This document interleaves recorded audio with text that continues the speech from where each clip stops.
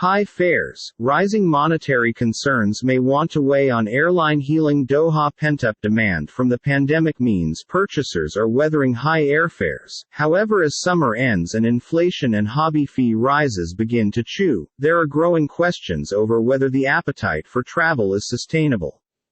Global Airways are actually anticipated to post a $9.7 billion loss in 2022, a sharp improvement from a revised $42.1 billion loss in 2021, the International Air Transport Association (IATA) said on Monday, and to probable claw their manner return to profit in 2023.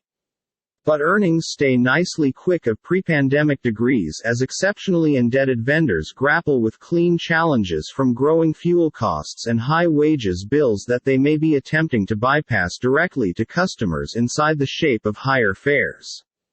We have a certain degree of insensitivity to expenses this year, IATA chief economist Marie Owens-Thompson stated, bringing up excessive family savings costs all through the pandemic and pent-up tour demand.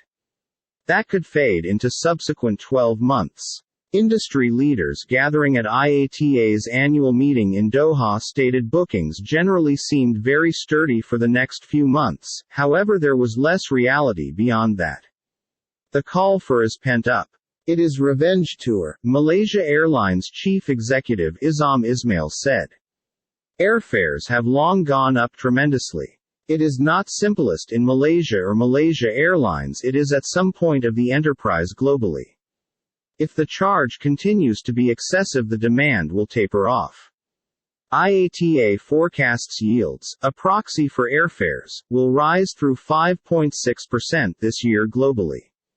Air New Zealand chief executive Greg Foran stated fares at his airline had been now strolling 20% to 25% above pre-COVID levels, in component to cover fuel prices which have more than doubled. We are communicating to our clients and letting them understand, what they are seeing in price tag fees is not Air New Zealand seeking to recover cash that it misplaced over the last 800 plus days. It's approximately coping with value pressures that we've got in the front folks today, he said. Consumers in many countries are actually going through better prices for regular items together with groceries and gasoline that are growing quicker than wages.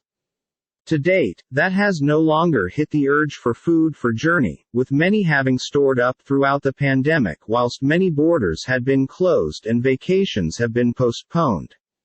Hawaiian Airlines chief executive Peter Ingram stated call for from the U.S. mainland and Canada become especially robust, with potential strolling around 15% above pre-pandemic tiers. It's impossible not to be aware about the reality that we are seeing quite a few inflation within the United States.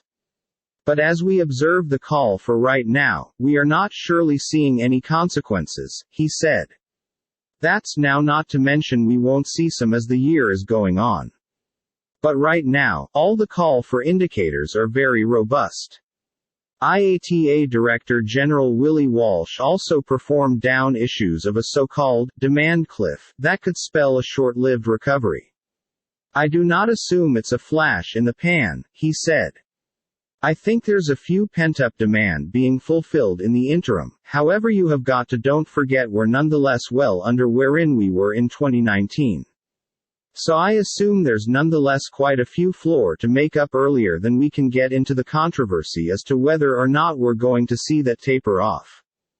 But in India, where airways are getting into a traditionally lower travel period in July to September at some point of monsoon season, there are growing worries about the sustainability of demand given airfares have no longer fully included the effect of growing gas charges, Vistara chief executive Vinod Kannan stated. We need to cross our fingers, wish, pray and notice what takes place, he stated of the off-season. Fare increases can help you to a sure extent. But in case your demand drops off, you are again to square one.